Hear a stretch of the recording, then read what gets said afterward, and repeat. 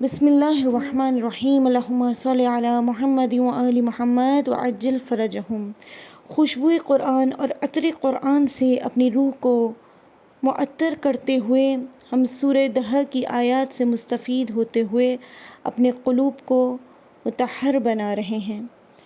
آج سورہ دہر کی آیت نمبر 19 سے 22 آیتوں کی ہم نہ صرف تلاوت کریں گے بلکہ ان کی معنی اور مفہوم پر غور و فکر بھی کریں گے، اور اس کا ہدیہ ہم اپنے ساتویں امام موسیٰ کاظم علیہ السلام کو کرتے ہیں، اور ان کے وسیلے سے دعا کرتے ہیں کہ بار الٰہ ہمیں قرآن کی آیتوں کو درک کرنے کی توفیق عطا فرما۔ سورہ دہر کی آیت نمبر 19 میں رب ذوالجلال ارشاد فرما رہا ہے، وَيَطُوفُ عَلَيْهِمْ وِلْدَانٌ مُّخَلَّدُونَ إِذْ رَأَيْتَهُمْ حَسِبْتَهُمْ لُؤْلُؤًا مَّنثُورًا۔ اس آیت میں پروردگار عالم ارشاد فرما رہا ہے، اور ان کے گرد ہمیشہ رہنے والے نوجوان پذیرائی کے لیے گردش میں ہوں گے۔ جس وقت تو انہیں دیکھے گا تو گمان کرے گا کہ وہ بکھرے ہوئے موتی ہیں۔ عزیزان من، ہم نے دیکھا تھا کہ ابرار کے لیے خدا جو ہے کتنا خوبصورت انتظام کر رہا ہے کہ اسے کافورہ، زنجبیلہ، سرسبیلہ، طہورہ سے سیراب کرے گا۔ پھر ہم اگلی آیت میں دیکھتے ہیں کہ ایک اور حسین سی نعمت جو جنت میں ہے کہ خدمت کے لیے ان کے گرد ایسے لڑکے پھر رہے ہوں گے کہ ولدان مخلدون یعنی پہلی چیز تو ولدان، اور پھر کہا مخلدون، یعنی مخلدون سے مراد یعنی ہم کہتے ہیں نا خالدین، ہمیشہ ہمیشہ جو وہاں رہیں گے، وہاں ہمیشہ ہمیشہ کے لیے جوان رہیں گے۔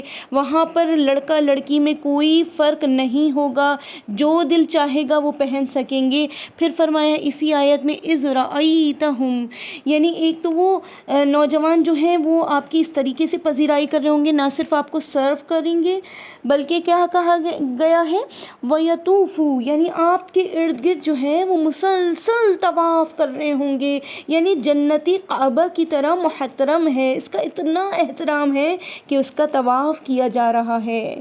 ایسا نہیں ہے کہ فقط آپ کو سرو کر رہے ہوں بلکہ وہ آپ کو اتنا چاہتے ہوں گے کہ ان کے چہرے سے اتنی چمک ہوگی، یعنی ان کے چہرے سے ایسا نور ساطع ہو رہا ہوگا، ایسی چمک ہوگی، کہتے ہیں کہ ایک چہرے پر اتنا نور ہوگا کہ وہ دوسرے چہرے کو منور کرے گا، اس کا نور اس کو اور اس کا نور اس کو، ہر طرف اتنا عجب سا سما ہوگا، ایسا لگے گا جیسے ڈائمنڈز کی طرح، یعنی موتیوں کی طرح بکھرے ہوئے ہیں۔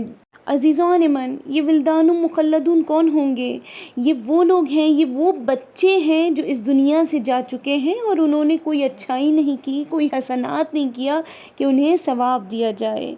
سورہ دہر کی آیت نمبر 20 میں رب ذوالجلال ارشاد فرما رہا ہے، وَإِذَا رَأَيْتَ ثَمَّ رَأَيْتَ نَعِيمًا وَمُلْكًا كَبِيرًا۔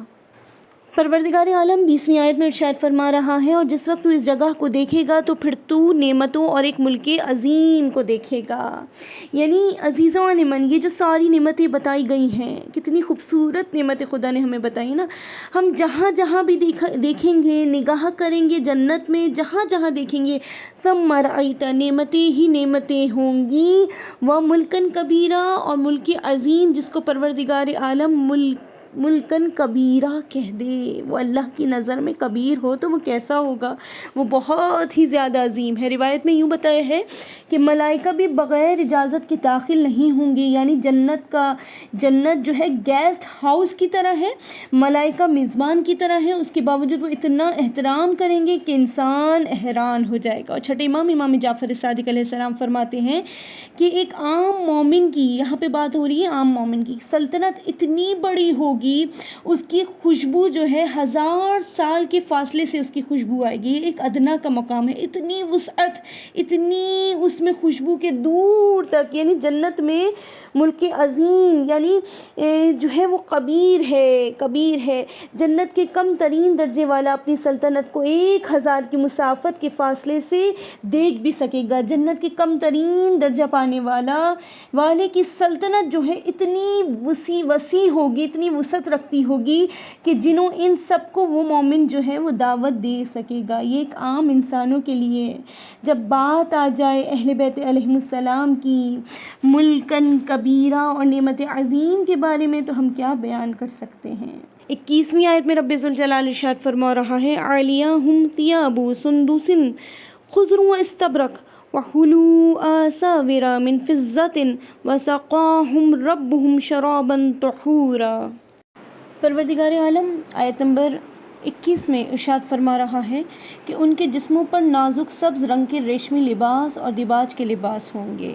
اب تک ہم نے جنت کی ان نعمتوں کے بارے میں مشاہدہ کیا جس کے حصول کے لیے ہم دنیا میں کتنی محنت و مشقت کرتے ہیں، مکان ہو، آرام دہ بستر ہو، پھل ہو، مشروبات ہو، یہاں تک کہ برتنوں اور پذیرائی کرنے والے لڑکے، یعنی اگر ہمیں یہ دنیا میں مل جاتا ہے تو ہم کہتے ہیں ہاں ماشاءاللہ، یعنی ہمارے پاس سب کچھ ہے، کتنا خوبصورت، اور ہمیں اور کی تمنا ہونے لگتی ہے، اور ہرس ہو جاتی ہے۔ لیکن جو ہے جنت میں جو ہے پروردگار عالم بغیر کسی مشقت کے، بغیر کسی محنت کے جنتیوں کو یہ عطا کرے گا کہ ان کو خوبصورت مکان بھی ملے گا، آرام دہ بستر بھی ملے گا، پھل بھی ملیں گے، مشروبات بھی ملیں گے، یہاں تک کہ خوبصورت برتن اور جو ہیں وہ پذیرائی کرنے والے لڑکے بھی ہوں گے۔ جنتیوں کی زینت کے بارے میں رب ذوالجلال ارشاد فرما رہا ہے علیہم ثیاب سندس خضر واستبرق۔ عزیزان من، سندس کہتے ہیں ریشم کے سبز نازک کپڑے کو، اور استبرق یعنی موٹے ریشمی کپڑے کو۔ عزیزان من، توجہ کنین، دنیا میں خوبصورت اور زیبا لگنے کے لیے ہم اچھے سے اچھا لباس پہننے کی کوشش کرتے ہیں کہ حسین دکھائی دیں۔ خدا یہاں پر جنتیوں کے لیے ریشم کے نازک، وہ بھی سبز رنگ کے جو لباس ہوں گے وہ عطا کرے گا، یعنی جنت کے لباسوں کے لیے سبز رنگ کو انتخاب کرنے کی وجہ یہ ہے کہ رنگ بہت ہی نشاط آفرین ہوتا ہے۔ ہم دیکھتے ہیں کہ درختوں کا رنگ بھی سبز ہوتا ہے، اور حدیث میں ملتا ہے کہ سبزہ دیکھو تو آنکھوں کی روشنی میں اضافہ ہوتا ہے۔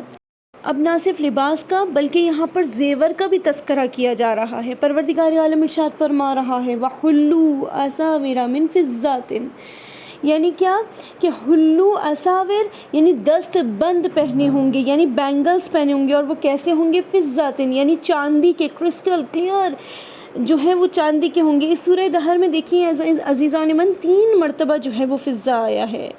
یہ آیات جو اہل بیت کی شان میں، اہل بیت علیہم السلام کی شان میں نازل ہوئی ہیں، تو عزیزان اس میں جناب فضہ بھی شامل ہے۔ کتنا پیور، کتنا خالص عمل تھا جناب فضہ کا۔ تو خدا سے دعا کرتے ہیں کہ بار الہ ہمارا باطن ہیضہ ہو جائے، کہ ایمان اس طرح چمکے کہ ہم خادمائے جناب فضہ کے نقش قدم اور ان کے خاک پائیں بن جائیں انشاءاللہ تعالی۔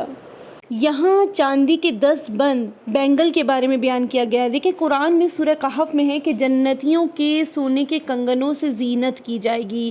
اب سوال یہ ہوتا ہے نا کہ کیا سونے اور چاندی کے کنگن عورتوں کی زینت نہیں ہے؟ تو پھر مردوں کے لیے زینت کا ذکر کیوں کیا گیا ہے؟ تو سورہ زخرف کی آیتوں میں ہے کہ جب فرعون نے کہا تھا کہ اگر جناب موسیٰ علیہ السلام اللہ کے نمائندے ہیں تو ان کے ہاتھوں میں سونے کے کنگن کیوں نہیں ہیں؟ تو دنیا میں تو سونا مردوں پر حرام ہے، لیکن جنت میں جو ہے مرد جو ہے وہ سونے کے زیورات پہنیں گے۔ تو خدا اسی آیت کے آخر میں کہہ رہا ہے، اسی آیت میں رب ذوالجلال ارشاد فرما رہا ہے وَسَقَاهُمْ رَبُّهُمْ شَرَابًا طَهُورًا، کہ ان کا پروردگار انہیں شراب طہور پلائے گا۔ اللہ اکبر، یعنی دیکھیں یہاں پر شراب طہور کا ذکر ہے۔ حدیث میں ہے کہ شراب طہور کا چشمہ جنت کے دروازے پر واقع ہے، اور رسول خدا احمد مجتبیٰ محمد مصطفیٰ صلی اللہ علیہ وآلہ وسلم فرماتے ہیں کہ جنتیوں کو شراب طہور کا ایک گھونٹ پلایا جائے گا، اور خدا اس کے ذریعے ان کے دلوں کو پاک و پاکیزہ، ان کے دلوں کو مطہر ہر قسم کے رذائل سے پاک کر دے گا۔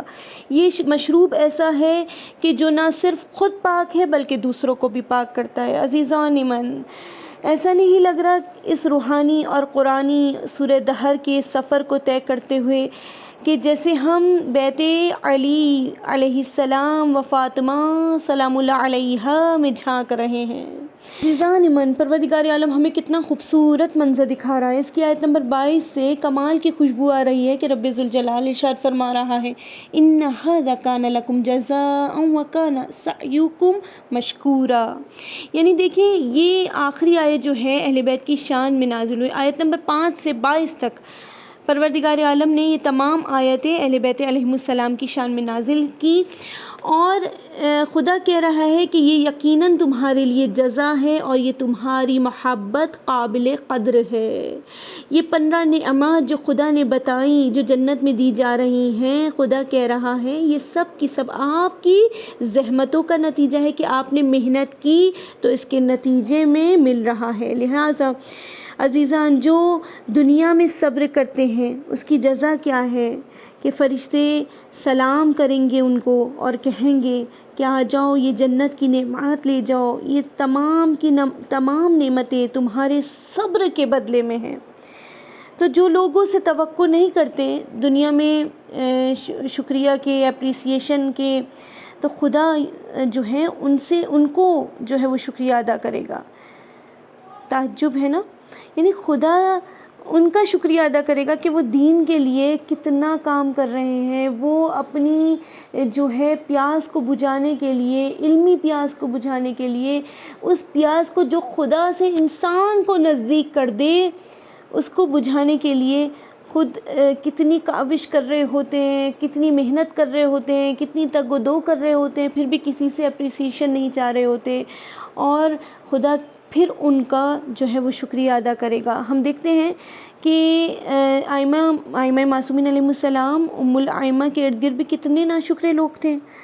مولا کائنات علی بن ابی طالب علیہ السلام کو کتنا تنہا چھوڑا، کتنے بدتمیز بھی لوگ تھے، کتنی تہمت لگاتے تھے، حسد بھی کرتے تھے۔ جناب سیدہ فاطمہ الزہرا سلام اللہ علیہا پر کتنا ظلم کیا، لیکن یہ ہستیاں جو ہیں لیوجہ اللہ، اور اس لیے یہ کامیاب ہو گئے۔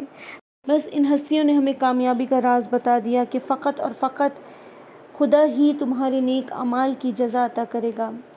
تو پروردگار عالم سے دعا کرتے ہیں کہ رب ذوالجلال، ہم اس سورہ دہر پر جو کاوش کر رہے ہیں، اس کی تفسیر پر غور و فکر کر رہے ہیں، اس کے ترجمے پر غور و فکر کر رہے ہیں، اے رب ذوالجلال ہماری اس محنت کو اپنی بارگاہ میں قبول و مقبول فرمانا، اور ہمارے حافظے کو اتنا قوی کر دے کہ ہم بآسانی سورہ دہر کی تمام آیتوں کو حفظ کر لیں۔